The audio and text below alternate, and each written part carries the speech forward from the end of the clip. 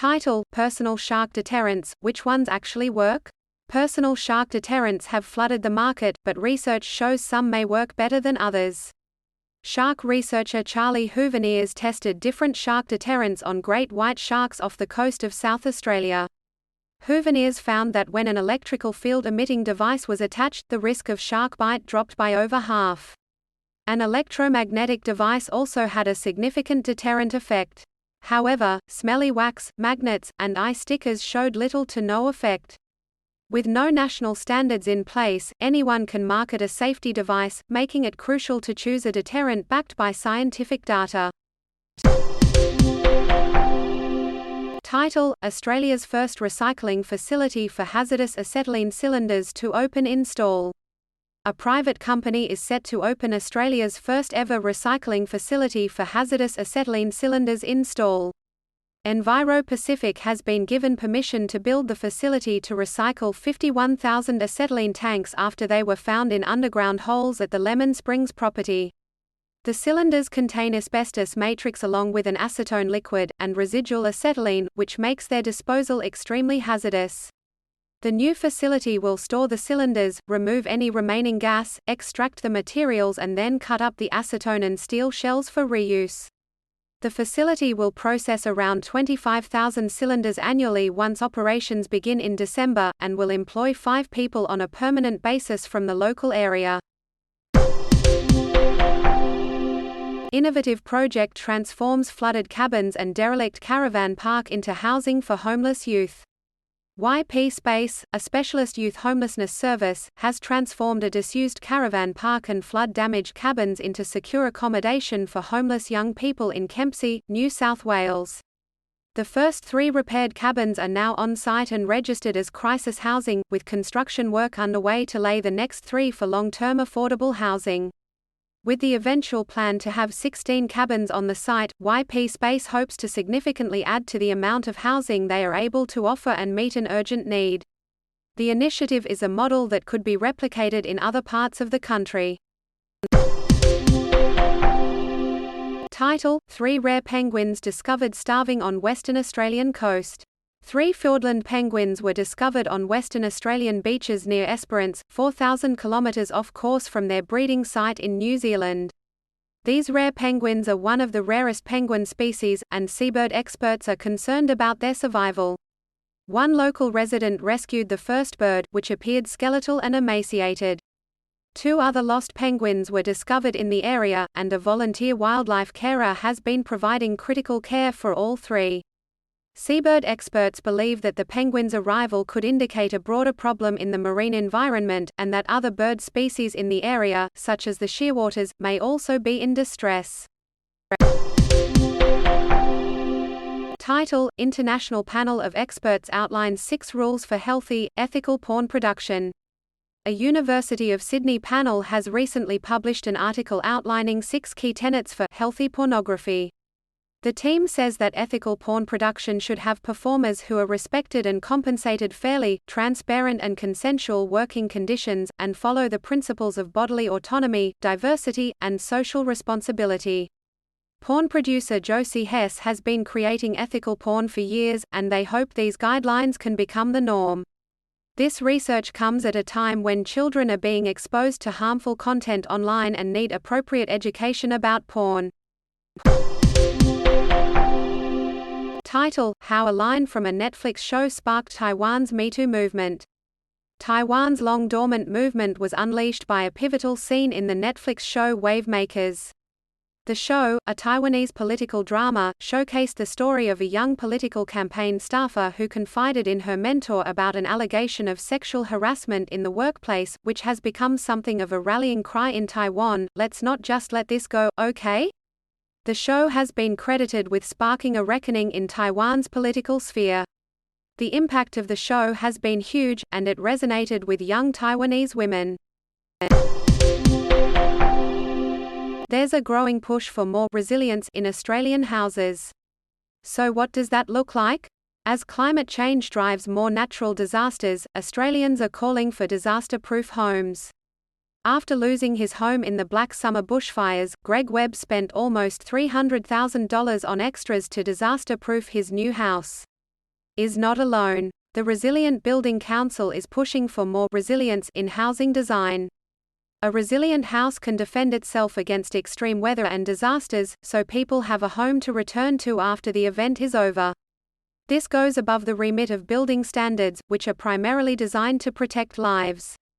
Homeowners are urged to think ahead, and building codes need to be updated.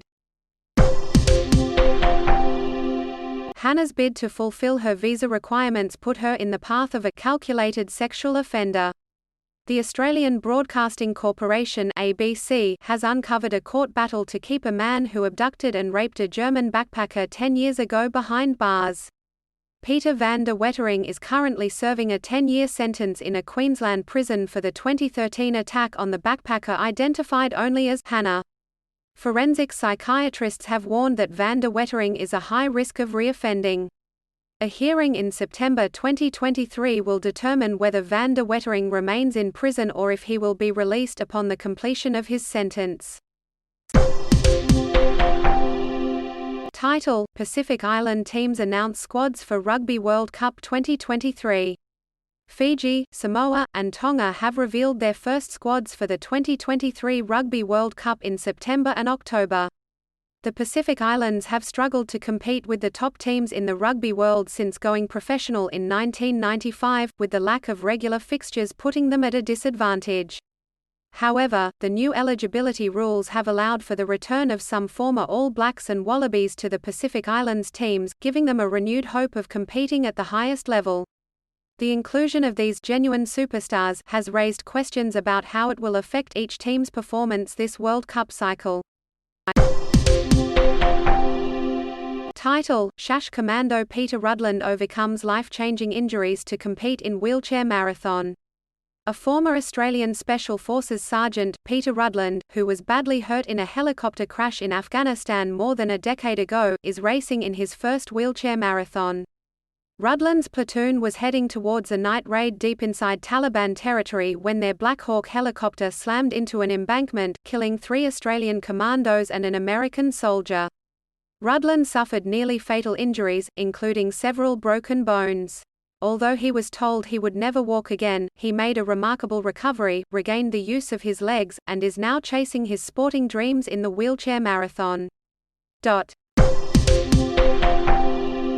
Title: I lost everything to addiction. Lily Foster wants to help others by sharing her experience with drug addiction.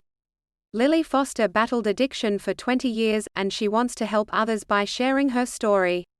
Foster wants to be a lived experience advocate, but in Tasmania, her voice is not being heard.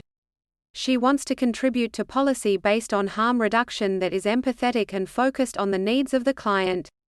However, Tasmania is the only state or territory that does not have an independent organisation run by people with lived experience to help develop harm reduction strategies. It's essential to fund an independent, peer-led advisory body to help people with addiction issues access the help they need. Surfers take on mountain of a wave fueled by huge swell off Wau's south coast. Daredevil surfers and photographers have flocked to a massive surf break on Western Australia's south coast.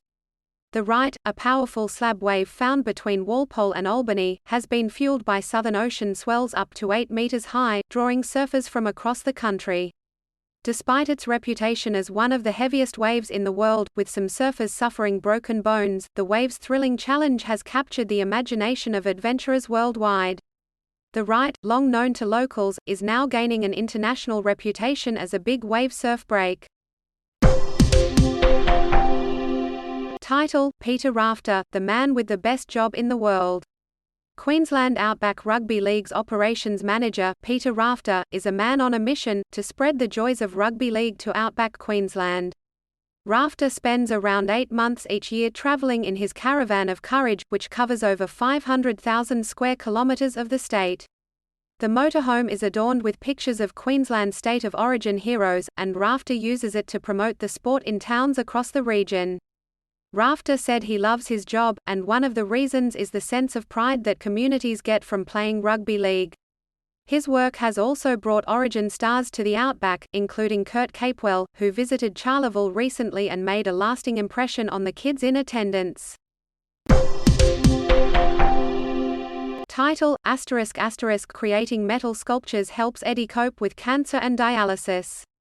Eddie Rigo, a sheet metal worker, discovered his love for creating sculptures out of polished steel washers when he had to stop working due to peritoneal dialysis.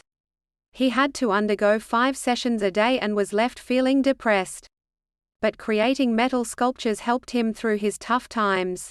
His latest creation, a functional replica Fender Stratocaster guitar made of 680 stainless steel washers, was played by Australian guitarist Peter Robinson at the Pine Rivers Park Festival. Eddie is now selling the guitar to fund his ongoing healthcare. Eddie's story shows how art can help us cope during difficult times. Title: Overtourism, European destinations struggle to cope with influx of travelers. Younger travelers have become convenient scapegoats for destinations that refuse to take control of hyper-tourism. As countries struggle to balance their economy and the preservation of their monuments, authorities in Rome have decided to impose an entrance fee on the Pantheon, one of the most visited sites in the city. The issue of overtourism is not new, however, the post-COVID era has worsened the problem, with social media making some destinations even more popular.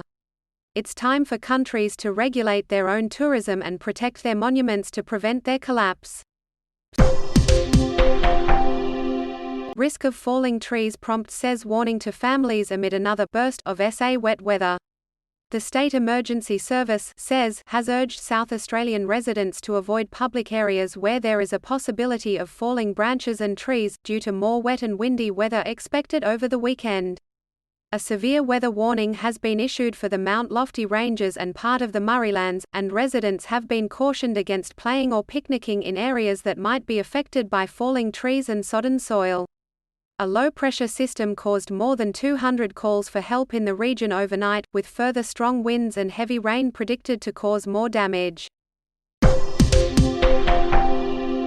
Locals unite to reject groin plan to save Perth's northern beaches. Residents are protesting against the City of Joondalup's proposal to install 17 stone barriers along the coast to combat coastal erosion in Perth. While the council claims the groins will prevent the coastline from receding, over 2,000 locals have joined together in a group named Stop the Groins, arguing there are better solutions. They prefer softer options over hard structures and are concerned about the impact of the groins on kitesurfing and the natural landscape. The community is urging the council to consider alternative solutions and leave the beach natural and sandy. Title: Celebrating the Magic of Instruments with ABC Classic 100. The Classic 100 concert held this weekend reminded us of the beauty of instruments and the stories they convey. Music journalist Zan Rowe shares her personal experience of playing several instruments, from the recorder to the French horn. The ABC Classic 100 also celebrated Australia's favourite instruments, counting down from 100 to 1. Although the cello took the top spot, the choir was ranked number 9, reminding us that we all have the instrument within us. Singing connects people and is beneficial for overall health. This event proves that anyone and everyone can pick up an instrument and make music. Turning poo into produce, Canberra's plan to make fertiliser from human waste. Canberra's water provider is planning to turn human waste into high-grade agricultural fertiliser, called Bioca, as part of a multi-million-dollar scheme to upgrade the city's wastewater treatment facilities. The current plant is reaching capacity, forcing authorities to release partially treated effluent into the Molonglo River during heavy rainfall. The new facility, which would turn sewage into Bioca, could be a game-changer in the farming world and provide a much-needed solution for organic farming. The scheme may be a tough sell, but it'll help fight climate change and produce a financial return for our waste. Title: OceanGate co-founder defends deceased CEO as Canada launches investigation. OceanGate co-founder Guillermo Soenlein has defended the company's late CEO Stockton Rush against claims that he ignored safety warnings. Rush was piloting the Titan submersible that imploded on a trip to the Titanic shipwreck, killing all 5 passengers on board. Soenlein has called for a thorough investigation into the incident and insisted that Rush was committed to safety. The Titan was not registered as a U.S. vessel or with international agencies that regulate safety, and was not classified by a maritime industry group that sets standards on matters like hull construction. Canada has launched its own investigation into the disaster. Man charged with murder after fatal two-vehicle crash in western New South Wales. A man has been charged with murder and 2 counts of attempted murder after a fatal two-vehicle crash in Molong, central West New South Wales, on June 9. A 36-year-old woman died at the scene while 2 young passengers were treated for minor injuries. The second driver, a 35-year-old man, was taken to Royal North Shore Hospital in Sydney in critical condition. Following inquiries, investigators charged the man with murder at the hospital where he was being treated. He will appear in court today and has been refused bail. Title: Russian mercenary chief accuses military of killing thousands, sparking mutiny probe. Russia's mercenary chief Yevgeny Prigozhin has accused the military leadership of killing 2,000 of his fighters and called for an end to what he calls its evil. The Defense Ministry denied the allegations, calling them an informational provocation. The Kremlin announced that President Vladimir Putin had been briefed on the situation and that necessary measures were being taken. The FSB has opened a criminal case against Mr. Prigozhin for calling for an armed mutiny. The standoff has been escalating for months, with Mr. Prigozhin accusing top military officials of incompetence and neglect. Belgian tourist dies after motor scooter crash on island off Queensland coast. A 26-year-old Belgian tourist has lost her life in a tragic accident on Horseshoe Bay Road on Magnetic Island in North Queensland. The young woman was riding a motor scooter when she collided with a street sign, causing severe injuries that led to her death. Although first aid was provided by passerby, she died after undergoing emergency surgery at the Townsville University Hospital later that night. The victim had been living and working on the island for 6 months before the accident. Her sudden death has left many colleagues and friends in shock and mourning. Driver to front court for predatory driving in fatal Yanko crash that killed 3 children. A woman in her 50s will face court today for predatory driving over a fatal crash that killed a 36-year-old woman and 3 boys in April near Leeton, New South Wales. The woman has also been charged with hindering an investigation of a serious indictable offence.